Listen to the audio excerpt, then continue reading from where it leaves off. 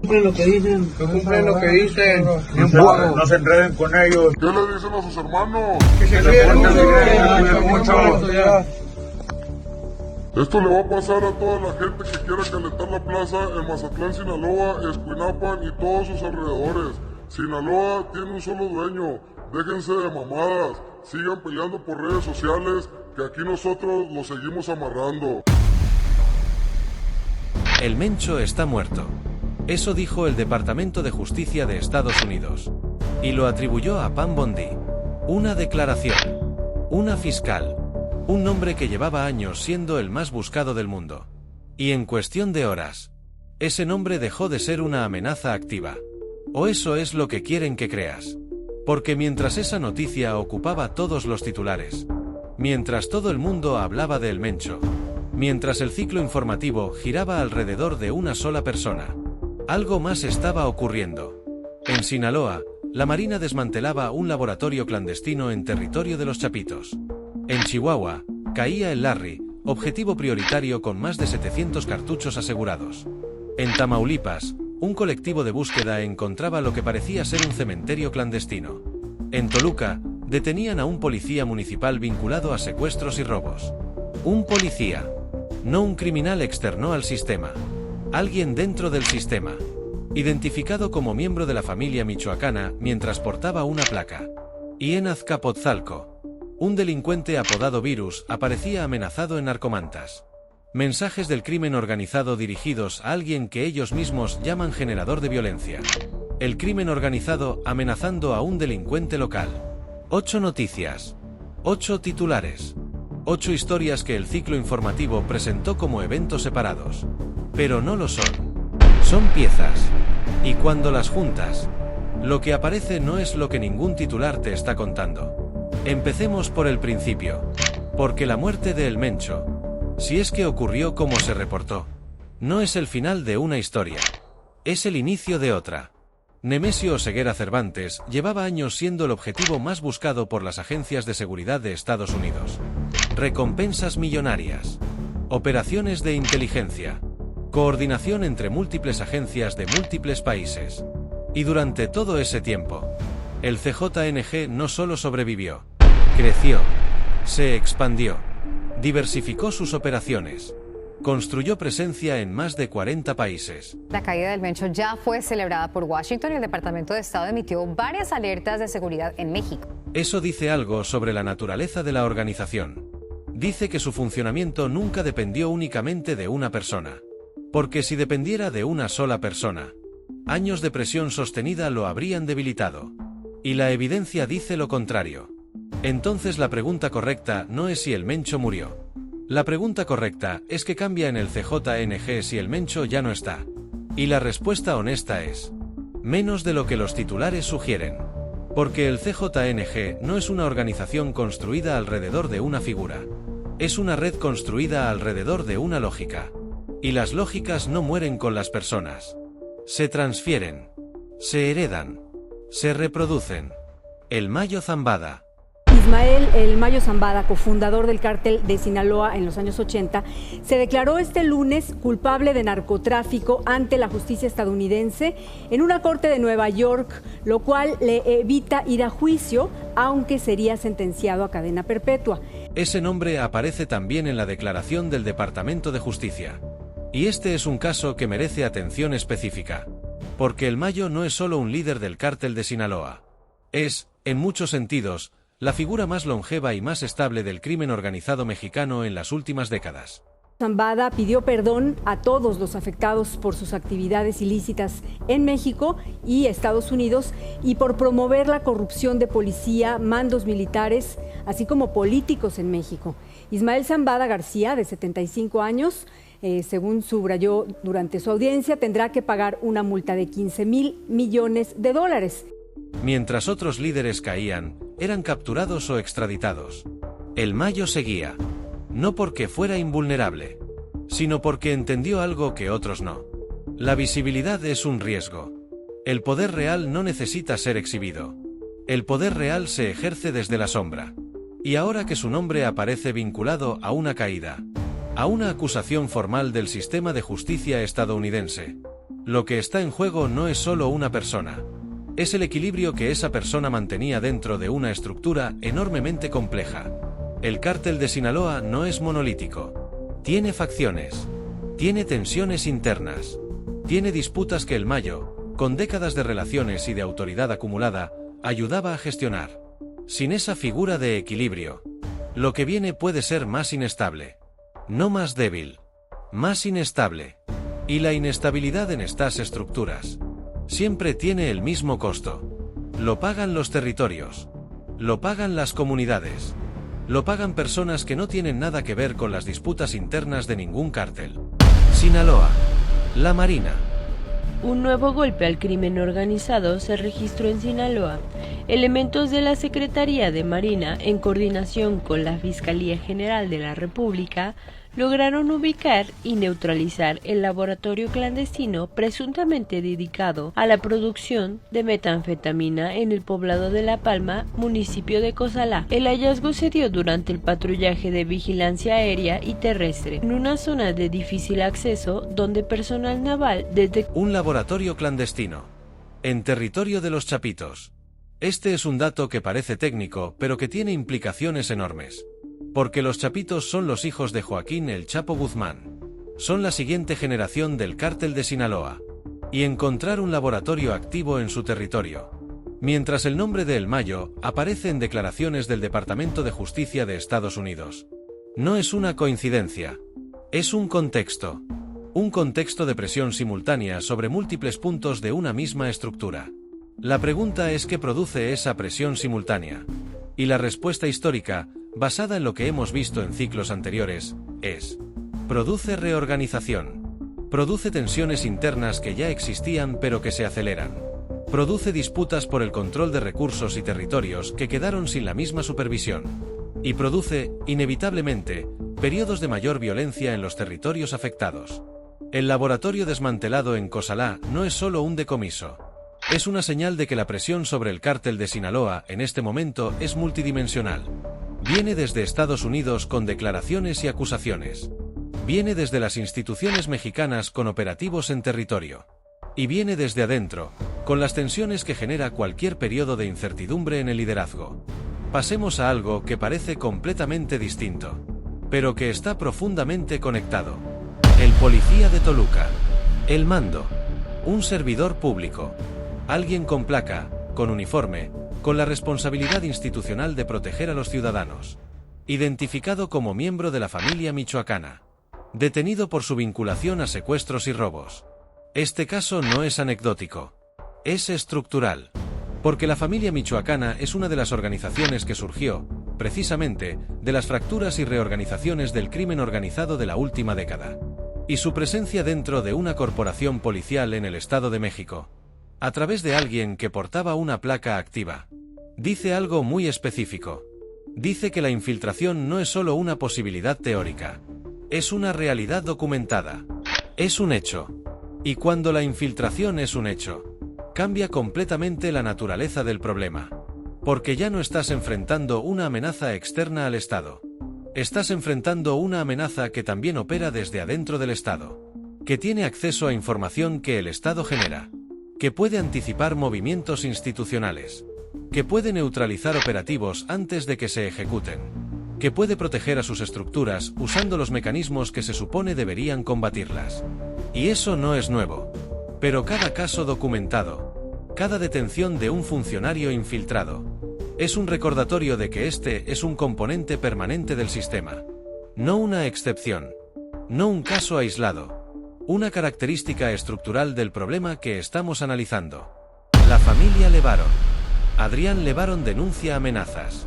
Adrián Levarón denunció un nuevo ataque contra su familia en Chihuahua. El activista reportó que más de 12 criminales armados irrumpieron en la casa de su sobrino en la comunidad de Alamillo. Según la denuncia, los agresores llegaron en 2 camionetas para cumplir amenazas lanzadas contra la familia desde hace semanas. Hombres armados que ingresan a la vivienda de un sobrino del activista. Esta familia ya pagó el precio más alto posible en 2019, cuando 9 de sus miembros fueron masacrados en Chihuahua. Desde entonces, Adrián Levarón se convirtió en una voz pública sobre la violencia. En alguien que no guardó silencio. Que exigió respuestas. que mantuvo la presión sobre instituciones que preferirían que estos casos desaparecieran de la agenda pública, y que ahora, años después, vuelve a ser objetivo. No de manera directa todavía. Pero el mensaje es claro. Los hombres armados que entran a la vivienda de un familiar no lo hacen por error. Lo hacen para que el mensaje llegue. Y ahora quieren matar a mi hermano. Él vive en Colonia Levarón. Recientemente le han llegado información de que criminales de aquí de la región, específicamente de Buenaventura, el municipio vecino, lo quieren asesinar. Para que quien necesita recibirlo, lo reciba.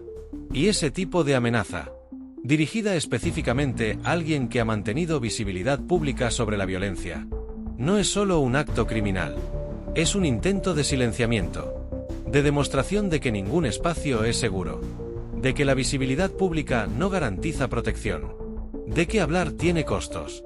Y cuando ese mensaje se envía y no hay una respuesta institucional que lo contrarreste de manera efectiva y visible, el mensaje se recibe por todos los que estaban pensando en hablar y deciden no hacerlo.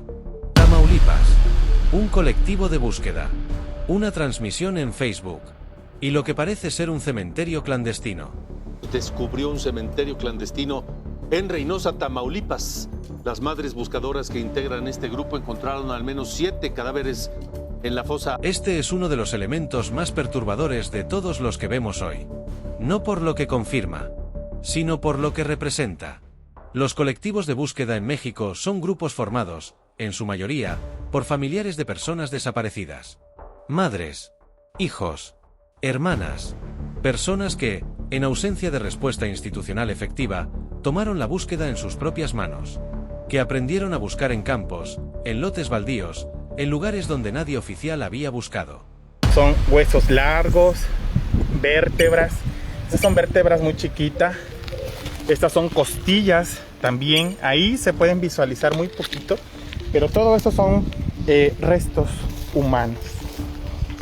Por acá también tenemos, a ver, acá tenemos más osamenta. Esa de ahí. Y acá tenemos una mandíbula.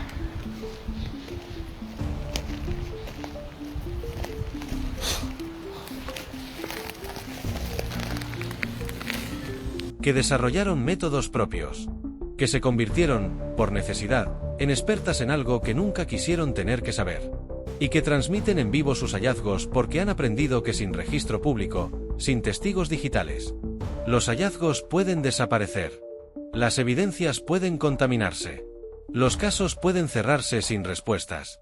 Que lo hagan a través de Facebook no es una limitación tecnológica, es una estrategia de protección. Si hay miles de personas viendo en vivo lo que encuentran, es más difícil que lo que encontraron sea ignorado. Un cementerio clandestino en Tamaulipas. Un hallazgo que, si se confirma, va a agregar nombres a una lista que ya es devastadora. Y que va a plantear preguntas sobre cuánto tiempo llevan esas personas ahí. ¿Quiénes son? ¿Cómo llegaron a ese lugar? ¿Y qué pasó con las investigaciones que deberían haberse hecho antes de que un colectivo de ciudadanos tuviera que encontrarlos? Azcapotzalco. Virus. Un delincuente local. Amenazado en Narcomantas.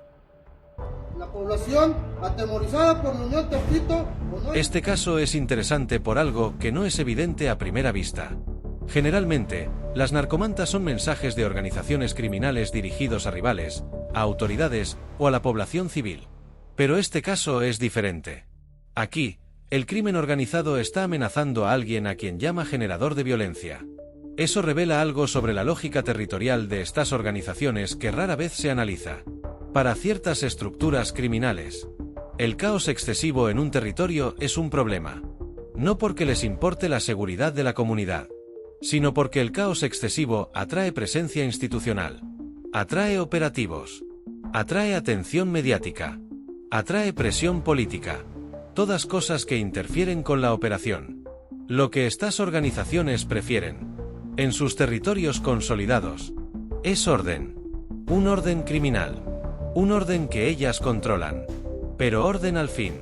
Y cuando alguien dentro de ese territorio genera demasiado ruido, demasiada visibilidad, demasiada atención no deseada, El sistema lo neutraliza. No porque haya cometido un crimen en el sentido convencional, sino porque está generando inestabilidad en el sistema de control territorial. Virus amenazado por el crimen organizado en Azcapotzalco es una demostración de ese mecanismo. Es el sistema regulándose a sí mismo, enviando un mensaje que dice: aquí hay reglas, y las reglas se aplican a todos, incluso a quienes operan en el mismo espacio. Los matazetas. Este es un caso histórico que aparece en los titulares de hoy como contexto, y que merece atención precisamente porque es historia. Los matazetas fueron creados en 2007 con un propósito específico: exterminar a los zetas. Eran, en su origen, un grupo de choque del cártel de Sinaloa. Entrenados, financiados, equipados para enfrentarse a una organización que en ese momento representaba una amenaza directa a los intereses sinaloenses. Y lo que ocurrió con los matazetas es uno de los ejemplos más claros disponibles de algo que el análisis del crimen organizado necesita incorporar siempre. Los instrumentos que se crean para combatir una amenaza pueden convertirse en amenazas por sí mismos. Los matazetas no desaparecieron cuando los zetas se fragmentaron. Evolucionaron.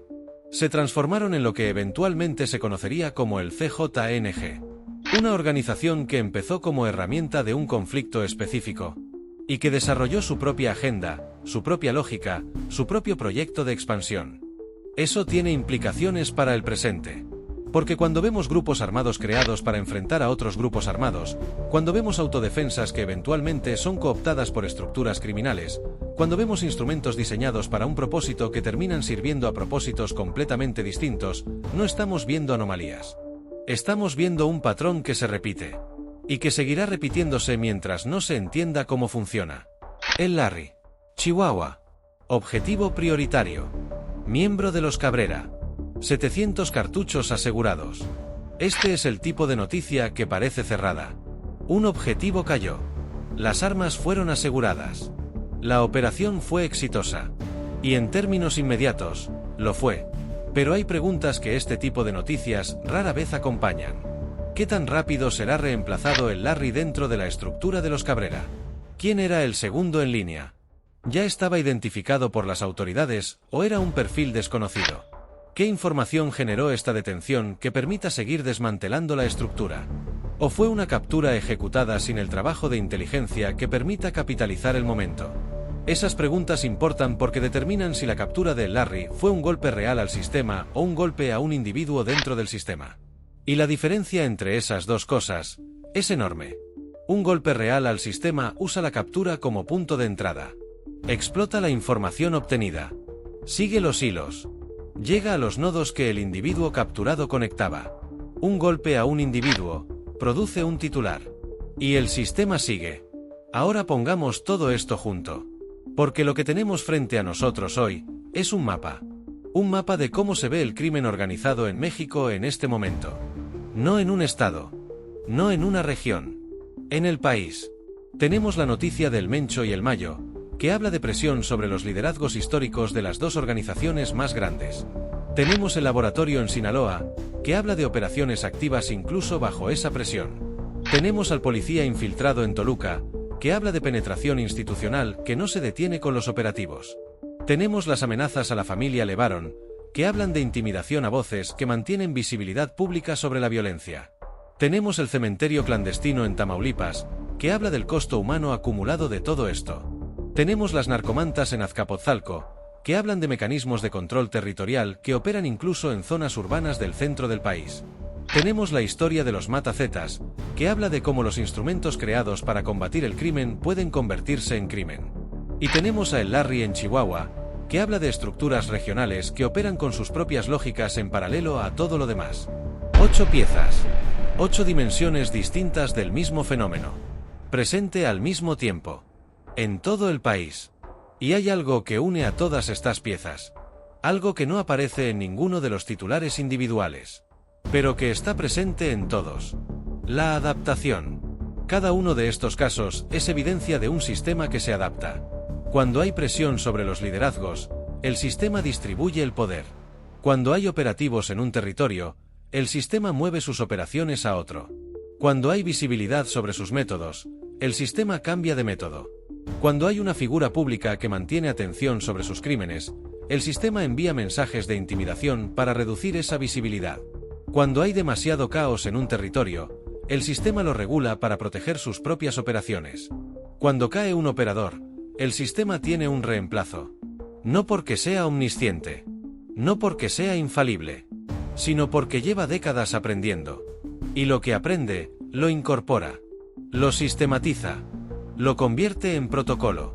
Y el siguiente ciclo ya opera con ese aprendizaje incorporado. Hay algo que necesitamos nombrar directamente, porque está presente en todos estos casos y rara vez se dice con claridad. La comunicación está fallando. No la comunicación entre agencias de seguridad. La comunicación hacia la sociedad. Hacia las personas que leen estos titulares.